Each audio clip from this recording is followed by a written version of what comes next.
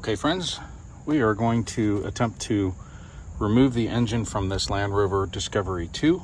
This is a 2003 Model S. It has the 4.6 liter engine, and we are going to pull the engine out and fix the slipped cylinder sleeve. Wish me luck.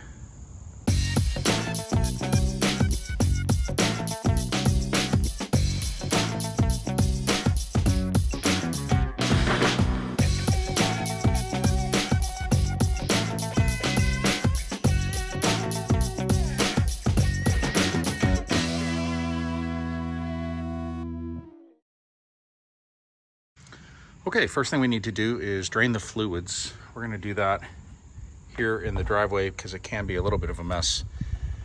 Try to get as much out and in a safe container so that it doesn't get on the ground or in the water systems in any way around here. First thing to do that, we've got to get to the lowest possible hose, which is typically right down here, which is below the thermostat. If we can get that, we'll get most of the liquid out, and then we're going to put it in a catch pan. But to do that, first thing we've got to do is remove this plate right here. 2 Phillips screws, like so. Once they're basically loosened up, this little panel should come right out. And I forgot to mention that down here, there can be 2 screws. In this case, it sits down here and connects, screws into there.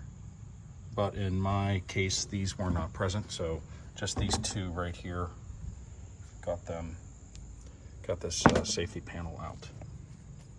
One thing to be mindful of, a lot of the fluids, particularly the fuel lines, can be under pressure, so be very careful. Always wear this proper safety glasses and gloves, things of that nature, especially when you're handling fluids that can be poisonous.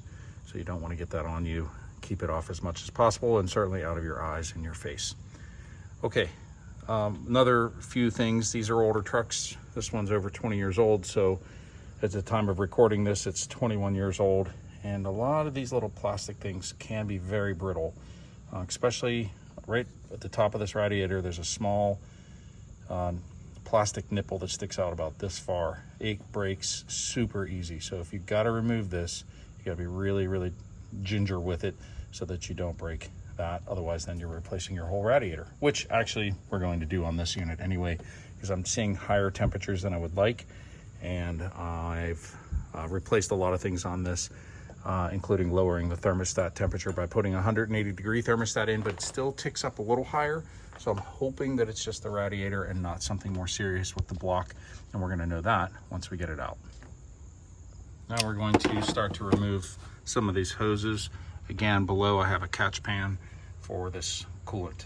So what I like to use is this. It's a locking pair of vice grips, but it's the needle nose kind, so that you can get at these clamps. These are just press clamps, pinch clamps. You really can do it with your hand, but boy, it would be tough.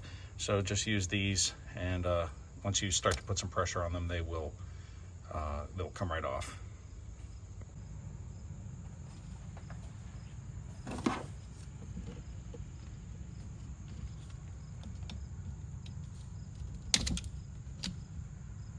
I like to slide them back there, leave them on, and then once you give this a little twist, usually just comes right off. Sometimes they're a little stubborn, but should come right off pretty easily. Okay, next, as I mentioned, I'm going to try to go a little lower and get those clamps down near the thermostat.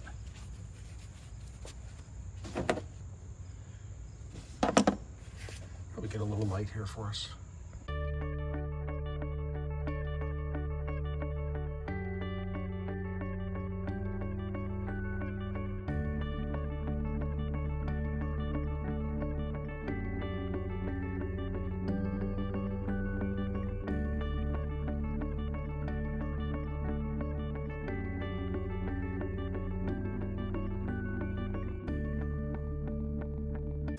The one thing I did do is over here, this is the coolant reservoir right here.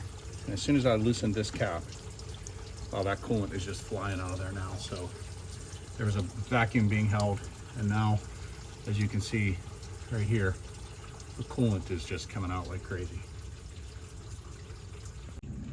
Okay, next, while that's draining, I'm gonna try to remove this, I mentioned a very brittle hose. These little clamps are a little tricky. I found the best way for me to do it is just a very small screwdriver to kind of lift up on this. But again, this is such a sensitive area.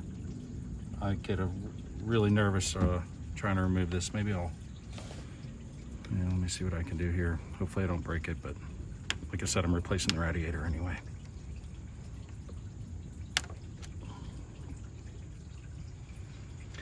And again, I'm sure there are other ways to undo this, but I've always been successful with this, where right here, I've been able to loosen that clamp by prying in there at the right spot, and then you just kind of spread the clamp apart a little bit with your fingers, again, just being mindful of the plastic that's underneath this. And then once you get that off, you can kind of scooch it back to the rest of the hose. And then again, this already feels slightly loose, so we're just gonna gently work it.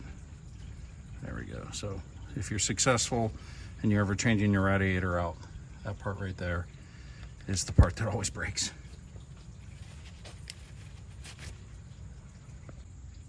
Okay, here's something interesting.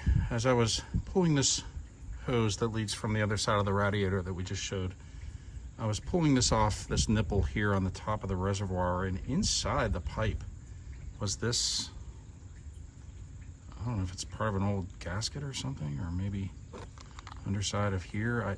I have really no idea, but this, I wonder if this could have been impeding some flow, because it was in something like that. That's a little interesting to me. Doesn't seem too significant, but I have no idea what that is.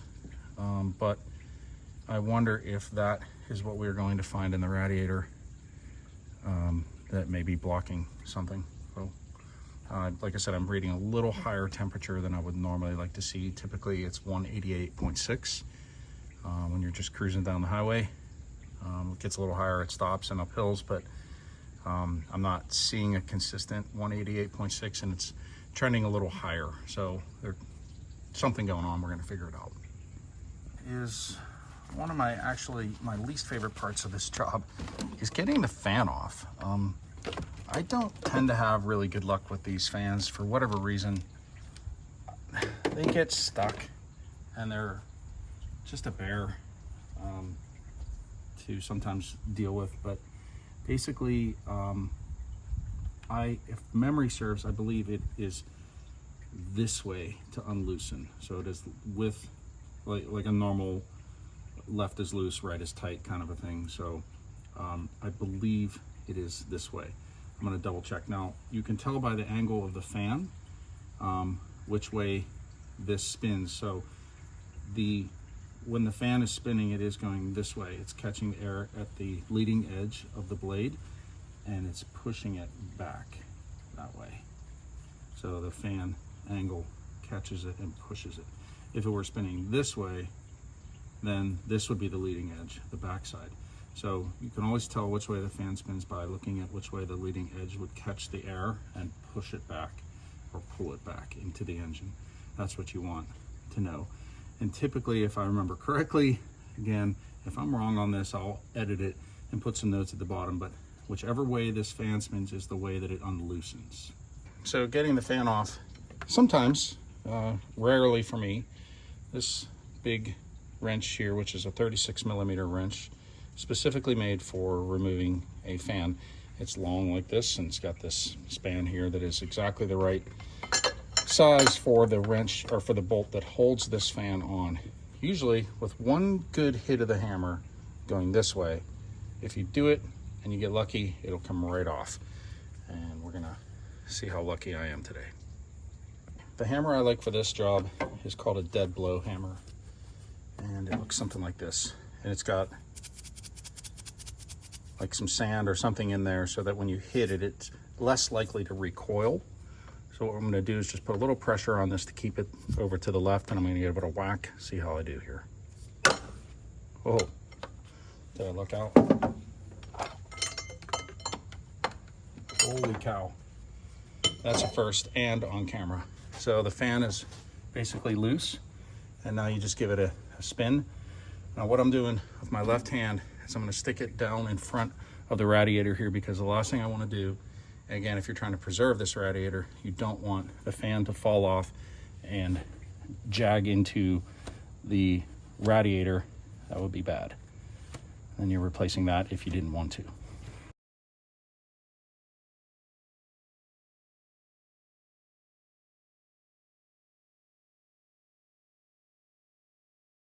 We are in the garage now, and we're going to do some very basic things. We're going to first and foremost disconnect the negative battery terminal, and that will make this a job that is safe, so that we don't have a situation where you've touched something and blown a fuse and maybe potentially done some serious damage.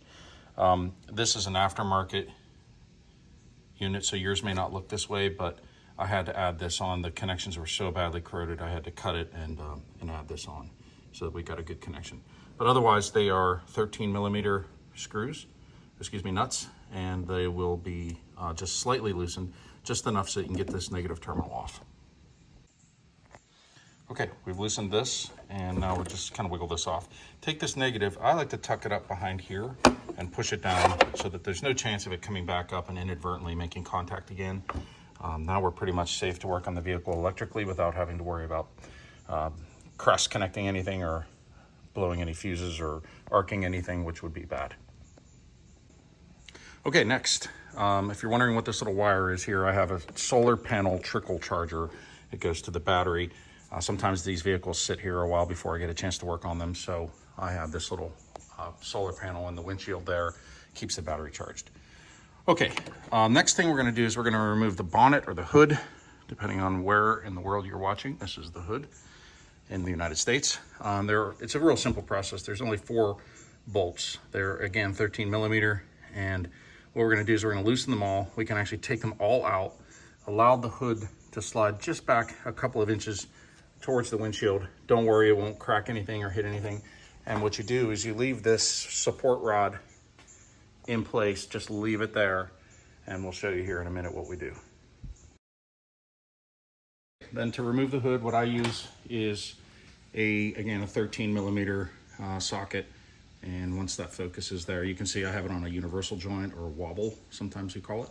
It just gives you a little better angle when you go in to remove those bolts. So we're gonna do that right now.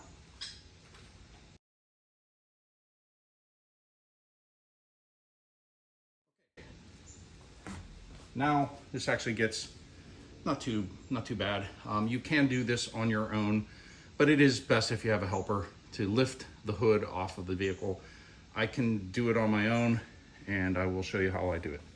Basically, you have the 4 bolts out, and it's just resting on the back side there, and then the support rod. So what we do next is just collapse the support rod like you normally would, tuck it up there, and just gently lower the hood down. And then you don't want it to latch, because then you can't get it off, but I pull it towards me just a little bit, and then I can just grab both sides of it and lift it right off.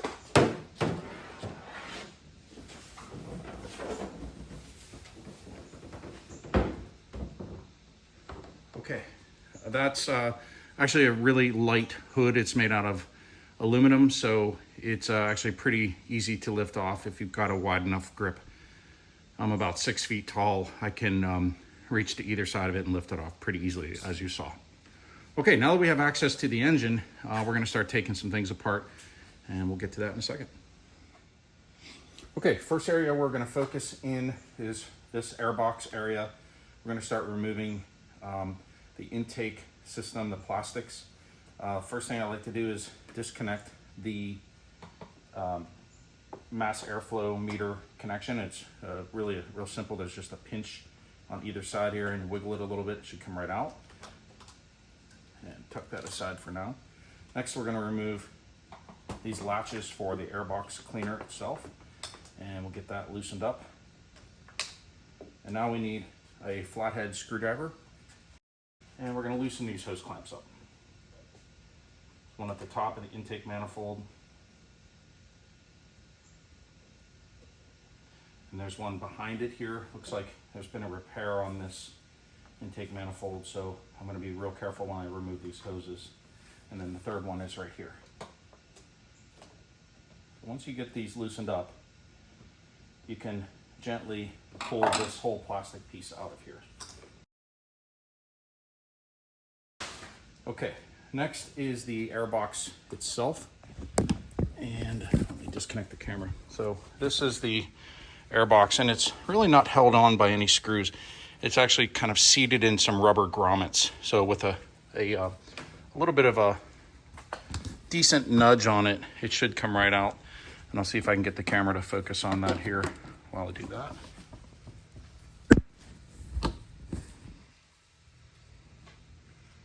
Okay, so I just kind of grasp it from either side and give it a little gentle nug. There we go. And now it's attached to the intake right here that comes in from the fender for the cold air. And actually, I think I'm going to pull that out too. These are usually on here pretty loose, and these ones are too.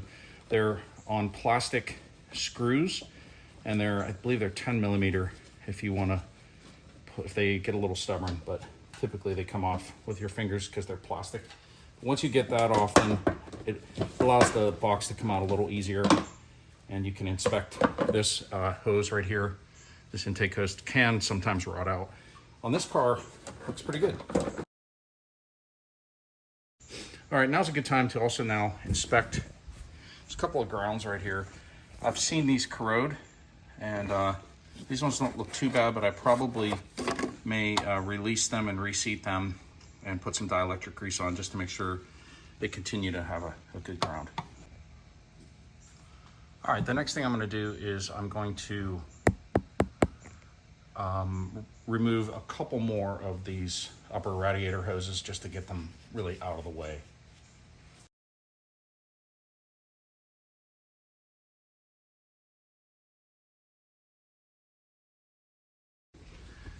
And there's just one clamp right here with, again, a flathead screwdriver.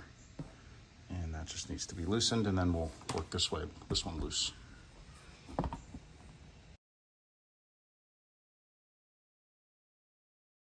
And this just happens to be my favorite tool for this job. This right angle needle nose plier. I can usually get them right up underneath there and then work it around.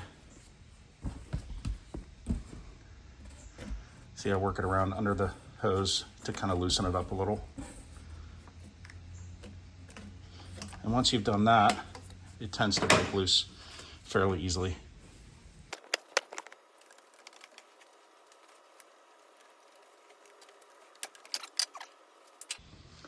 Okay, next we're really going to start kind of at the top of the engine and work our way down. A lot of the bolts here are 10 millimeters, so get that socket out and ready to go.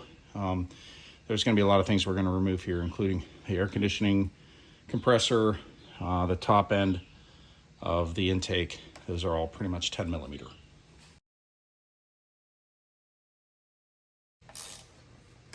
And I would recommend being real gentle with these bolts. I've had a situation where they've snapped off. Not good.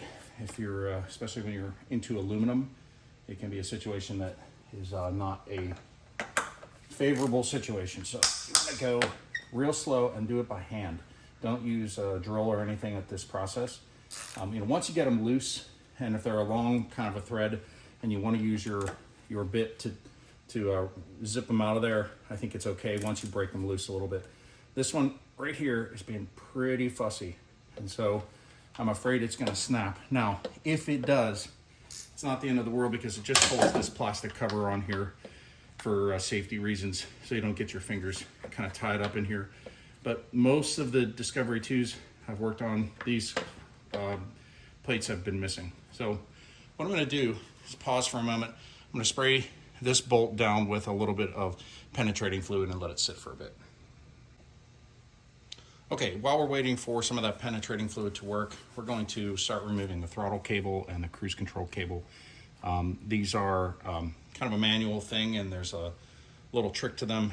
I'll try to show you how to get them out of there. But it's not a terrible job usually. These, it helps if these are really nicely lubricated, because a lot of this you got to do kind of by hand, and it's easier if these nuts spin.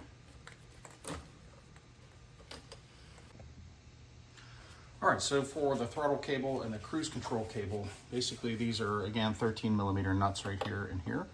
And what we have to do is just loosen these up just a little bit. Oh, that's good. They're already, oh, yeah, they're already pretty loose. So that's good. Okay, so we might be able to do this by hand, which is really good. So let me zoom in here and I'll show you kind of what we're looking at. Maybe. Well, let me zoom. Okay, we're going to zoom in here and I'll show you what we're looking at. So these areas here, right here, there's little blank areas where there's a thread and then there's no thread, right here and here. These areas are what will allow us to take both of these cables this way and then out of these little channels that are built in there. So with any luck, we can do this by hand. Get a glove back on. So let's see if we can do that. Yep, got the bottom one going pretty good. So what you don't want to do is you don't want to turn this outside nut. You want to keep that right where it is, because that's how basically your throttle gets set. Cruise control, those are important settings, if you will. Once you get it back through, there's a blank spot there as well. You can then basically pull this way and then out. Okay, it's pretty easy. These ones are going really well. Sometimes they can be pretty corroded, so you want to get again your penetrating oil out, let it sit for a little bit. This one goes a little further, and we're just going to pull that to the area right there, and now they're out. Now it makes it a little easier then to disconnect them from this area here. Basically what I do is I just pull it back, and then you've got a lot of slack on the cable. There's a little, again, a kind of a raceway that'll allow this to come out. And then you do the same with the back one. I just pull on the cable and then support it with my right hand until I can work it out of there. And now these cables are free to move out of the way. And we'll put them back here when we reassemble. Just as an FYI, the cruise control cable is on the bottom, the throttle cable is on the top. We're going to focus on this side of the engine. We're going to start loosening up some things. This is a hose, aftermarket hose for the secondary air intake that comes from the pump. These are valves for the secondary air. We're going to start removing, loosening some of these hoses. Some of these vacuum lines can be very brittle, so be aware that you want to gently remove them. If you can save them, great. Sometimes you end up having to replace all those, so just fair warning to be as ginger as you can.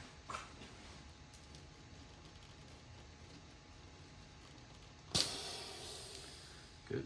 I like hearing that sound, because when I hear the vacuum, that means that they're holding pressure. That's good. So this one is pretty easy. Basically, this little red area right here on this vacuum line, that needs to just get pushed in as you pull the pipe out, and then it should come right out.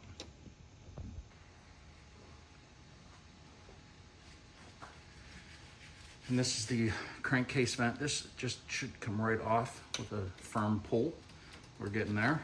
And then finally another secondary air injection hose.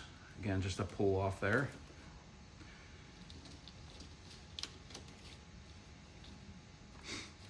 Next, we're going to get our flathead screwdriver, and we're going to start releasing some of these secondary air injection main lines to these valves. When we go to pull this engine, the secondary air pipes that run back behind here are always in the way, and they will definitely need to be removed.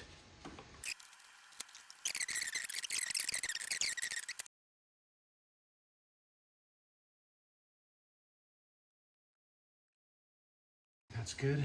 So we need to remember these do cross over.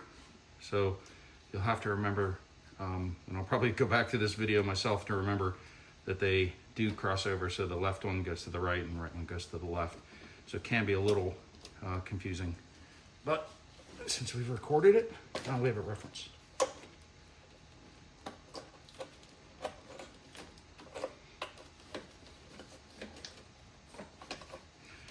Okay, getting there.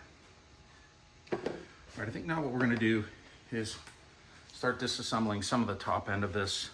And there are, I believe there are 6 bolts on the top end here.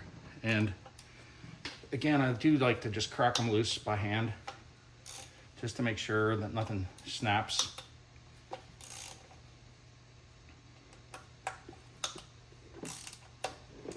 Okay, and then there's one that's way down in here, but if you drop your wrench straight down, it'll find it. There's a little indent. So there's that one. And then there's one way back here behind.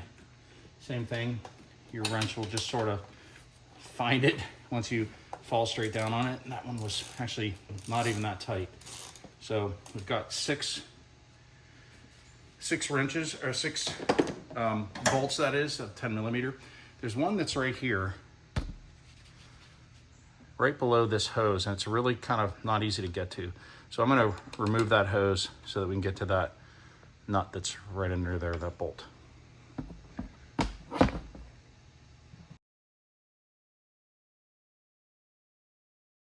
So now that that's a little loose, we can now get our socket and extension on there and just crack that loose like that. Okay, we're making progress. Now we have the secondary air injection valves, and what we do tend to see is right under here. I'll try to point to it with the screwdriver. We've got 2, usually there's 2, these little nuts under here. I believe they are 10 millimeter, and in some cases you need a deep well socket for that, because you can see there's like a bit of the screw is out. These are always different in every one I work on, because they just, I think people replace them and end up losing a nut or a bolt, and maybe there's one in there, and in this case I think there's only one in there. So it can be a little different for your car.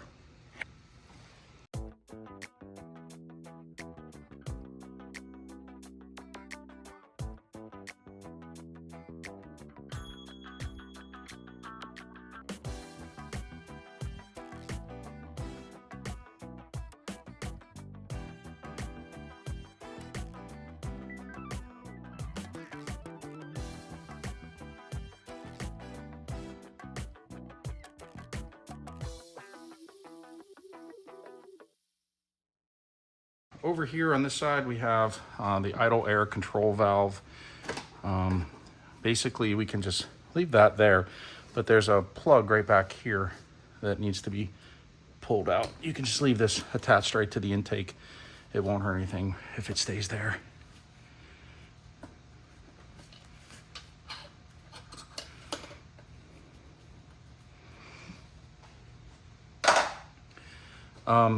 Back here is a few more things for the secondary air injection. And again, just gently removing these hoses is always the best practice. And, you know, just the way a few of these are coming off really easily leads me to believe that, you know, there could have been some vacuum issues that somebody was chasing around here. But again, nice and slow is always best. A few more of these plugs that basically they have a little ratchet, kind of a pin that you just push in, and then they should release pretty easily. I'll move this out of the way. So this gray one, for example, you just push with your thumb right in here and it should release.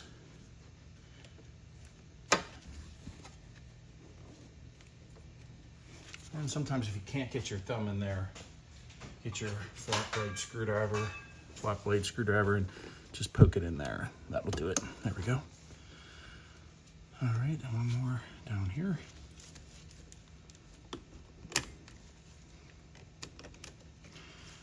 we go. And making good progress here, just gently disassembling things. We don't want to break anything.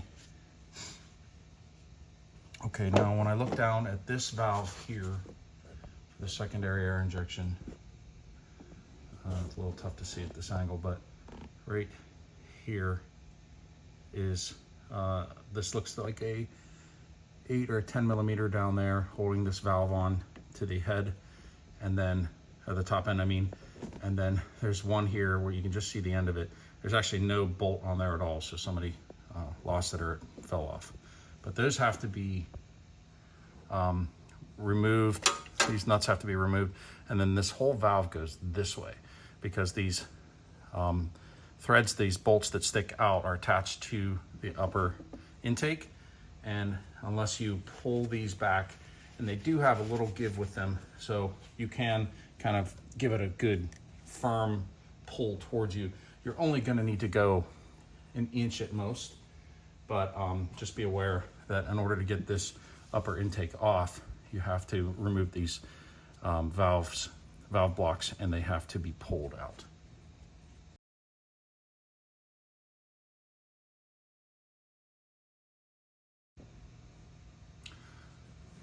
Now that we have this, the valve here, you can see that has been pulled back. It's really allowing this to move around quite a bit. There's a few more things we have to disconnect. One of them is a vacuum line here that goes into the back, and it's right there.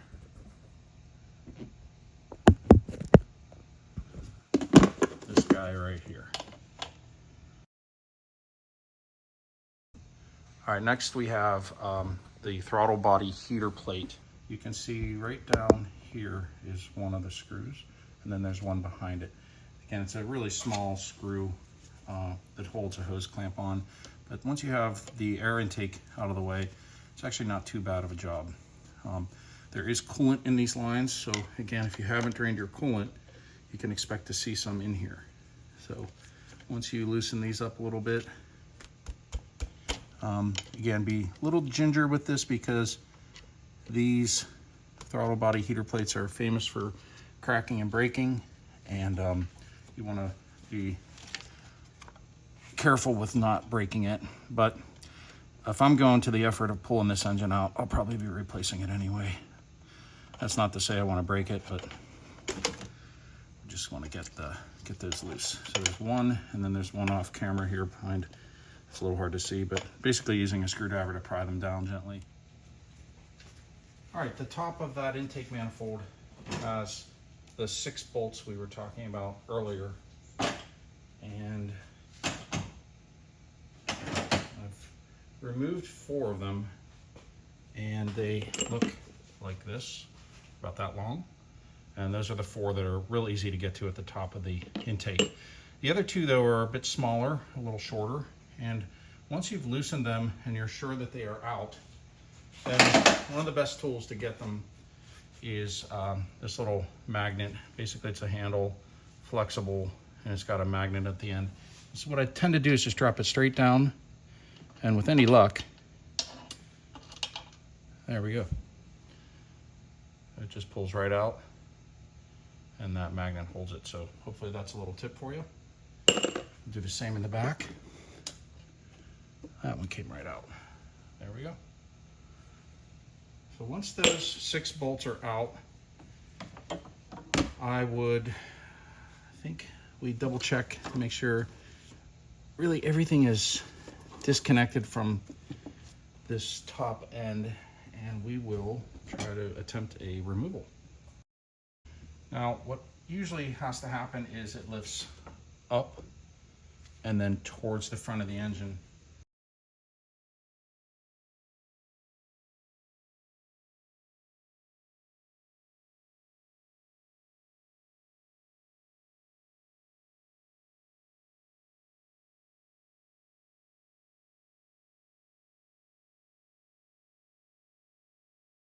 The coil packs are supposed to be bolted in with 2, I believe they're either 8 or 10 millimeter bolts that hold the coil packs to the back. In this case, I actually looked back there and saw that they were not present. So that would be something normally you would have to to plan for. You'd have to take those out in order to get this far. So now we basically have the upper intake out and ready to remove from the vehicle.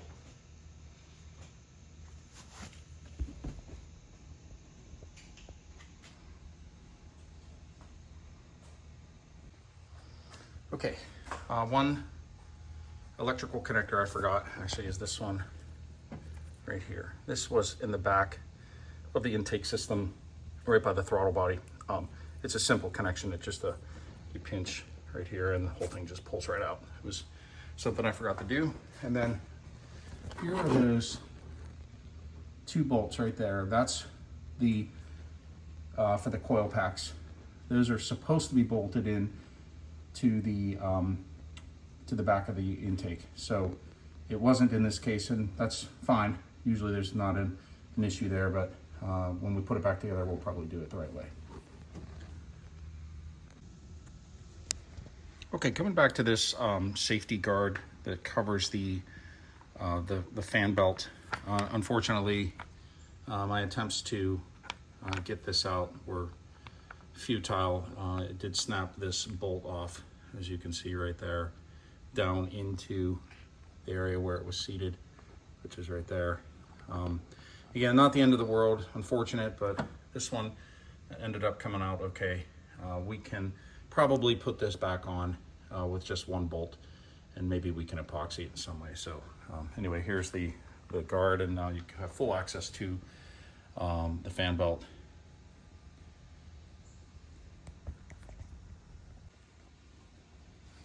All right, so the solar hose back here, this piping system is part of the secondary air injection. So that's what we're gonna work on getting out next. And I think it should come off really fairly easy. We just have this one hose clamp here that holds the side of it on, and I believe everything's loose on the passenger side, so we will be removing that.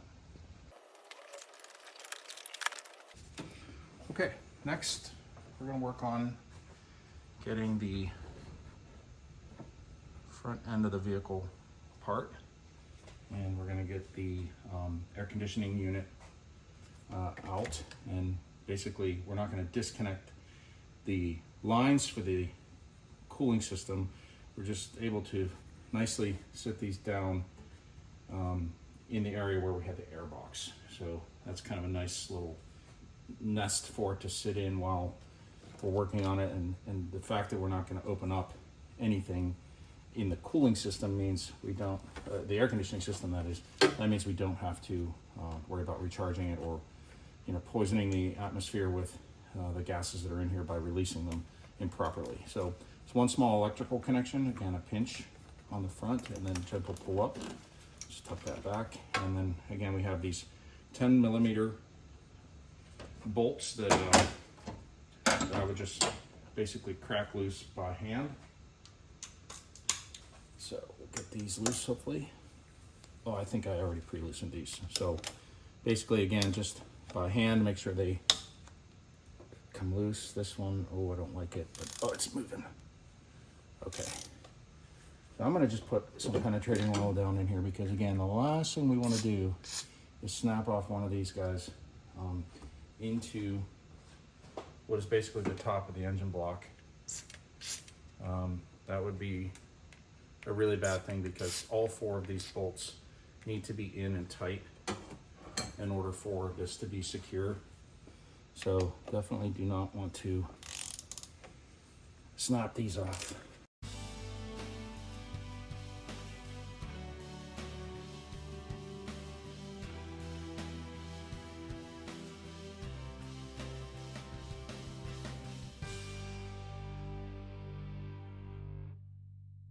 And I do try to keep these things together so I know where they go. And I'll put those in a separate bin. Now, what I forgot to do was remove the tension from the fan belt. It's a pretty easy thing to do. And let me get a wrench on that. Looks like a 15 millimeter. So once again, I'm not a professional mechanic. I just like these Rovers and I like to work on them.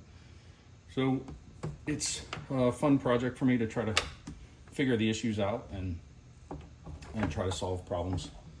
So I hope you can take this video with a grain of salt in that, again, I'm not a professional Land Rover mechanic. I'm just a backyard guy who turned this hobby into sort of an addiction. Okay, so this is the idler wheel that has the tension. It's basically on a spring, and you can see I use this 2-foot breaker bar and a 15mm socket. And basically, I'm just pushing to the right, and it lifts up. And as you can see now, the tension is basically off the belt. And I'm just struggling with how to put this camera somewhere you can see it. So once you get the tension off, you just simply take that belt off like that, and now you've got all the tension off the system, and that is how you do it. So putting the belt back on, I just happen to have it memorized, but definitely you want to consult a manual, the Rave manual that you can find online for free, on as to how this gets put back on. It's a very specific serpentine belt, and you definitely don't want to mess that up because you'll have things spinning the wrong way and that can damage your engine. Okay, now that we have that off, really the air conditioning should just pop right off. Let me see if I'm on camera here now. So the air conditioning compressor had those 4 bolts and the electrical connector, and so now it should just come right off. I believe it sits in a dowel. Yeah, so there's like a detent or a dowel in there, and it might be a little sticky. So what I do is I just take this and gently tuck it right down in to where the air box was. And right down in there is where it's going to live. And these lines are flexible, but you don't want to bend them too much.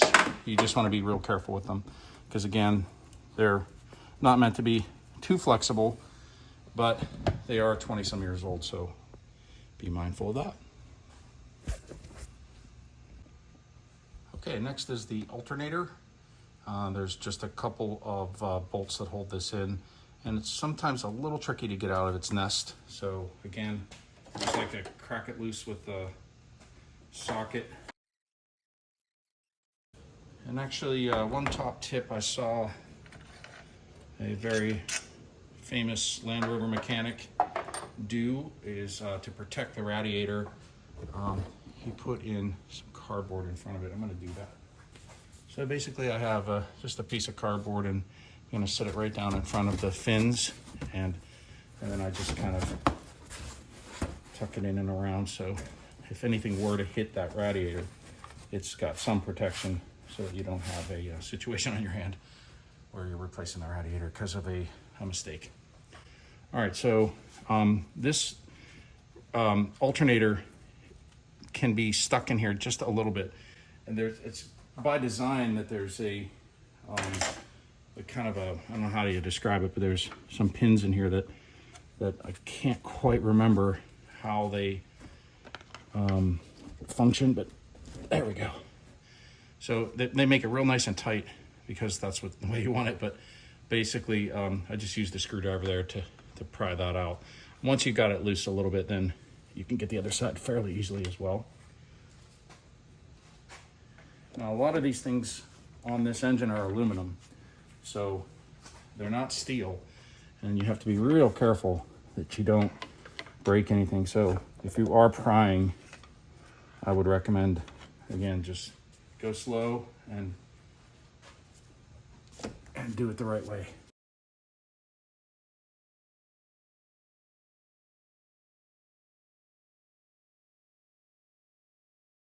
So there are 2 wires, and I believe one is a 10mm and the other is 13.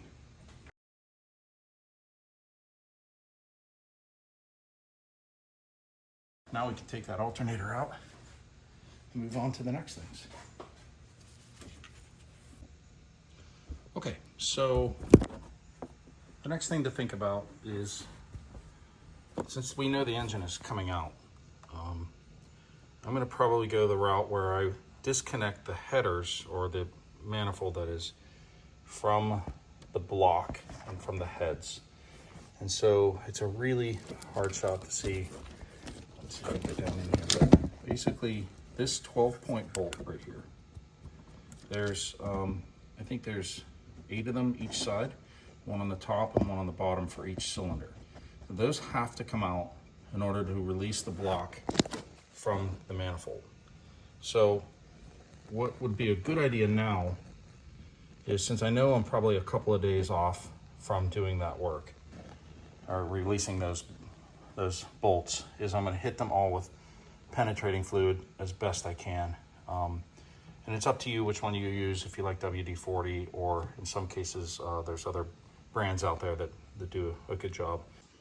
Next thing we're working on is with the power steering pump pulley and basically the housing, or the nest, if you will, for this, what was the air conditioning. This is the bracket that holds it.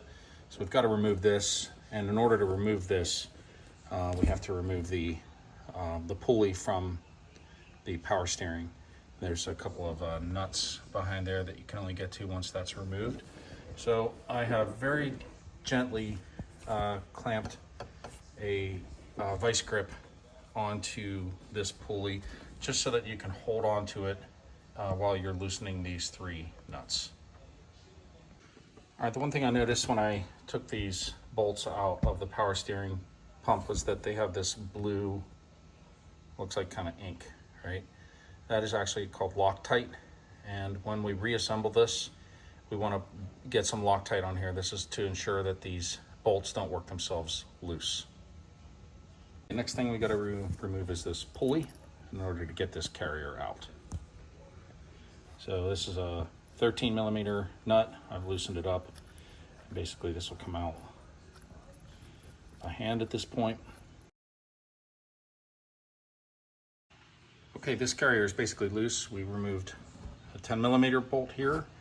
There are several 13mm, 1, 2, 3, 10mm for this bracket that secures the power steering pump hoses. And then there are 2 10mm bolts here and a 13mm nut here. Once you have those loose, then this thing should just slide right off.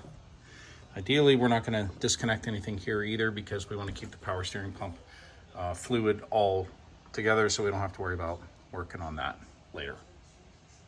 Next thing I'm going to do is, there's this coolant line that runs to the heater core inside of the cabin, and you can see I have a long socket extension on there with a 10mm.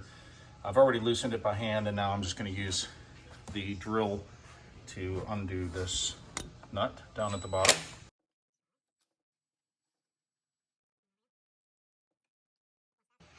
All right, next, I'm going to get the coil pack out of here along with the plugs. And what I like to do is just pull the spark plug wire out from the spark plug. Then there's 2 plugs deep down in here. Again, that kind of where you just push on it. There's like a little wire, you push on that, and then it comes out each side for the coil pack. This coil pack is loose in here, as you can see.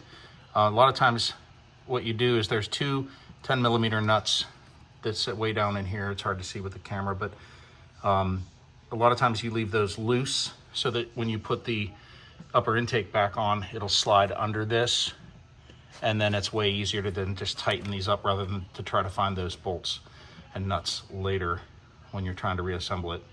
So that's why I'm seeing this loose, but the previous person didn't tighten it back up. Again, not the end of the world, but you know, when we put it back together, we're gonna wanna tighten those up. So once we release the 2 nut bolts, then we'll disconnect the spark plug wires, all 8 of them, then 2 electrical leads that go into the coil pack, and we should be able to fish this out. The coil packs are out, but I forgot how difficult of a job it is. If you are trying to take them out, those silver air conditioner condenser pipes are really just in the way of trying to remove that. So unfortunately, I had to take the top cables out. Spark plug cable. All right, next we're going to remove this idler pulley here and this one here. This is the tension pulley, so in order to remove this, we've got to remove this one, this idler pulley. So 13 millimeters, both of these. Once you remove this one, then this one will come right out.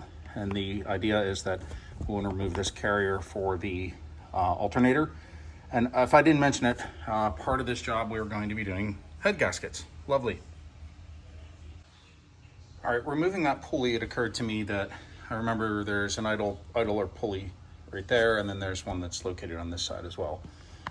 They are two different diameters, and so you want to make sure that when you're putting this back together, you put them in the right spot. So I'm going to put an L on this bolt right here. That's for the left side as you look at the engine. Start moving on to the next thing, which is actually this coolant line. This is the bottom of the water pump. And we're gonna just do that pinch clamp. I do suspect some more coolant, so I have a catch pan back underneath and catch any of that I can. And we'll be moving on to the next item. Next, we're going to remove the electrical connectors from the fuel injectors and any other miscellaneous electrical connectors that I can see that are attached. We are, after this, going to remove this intake manifold, the lower intake manifold. And if I remember correctly, these bolts are, I would have expected them to be 13 millimeter, and they're actually just a little smaller, and for some reason, I believe they're 1/2 inch. I'll confirm that and get back to you, but 13 millimeter can work, but it's a little loose on there, and I think 1/2 inch is better. So I'm not sure why there's an imperial bolt in this in this British engine. Well, I understand it's a Buick engine, but still everything else is metric, but these bolts I believe are 1/2 inch. All right, here's the driver's side of the engine, and these clips are really easy to use. Basically, this little metal piece right there pushes in, and you push in, and then just lift the plug right off. Pretty easy.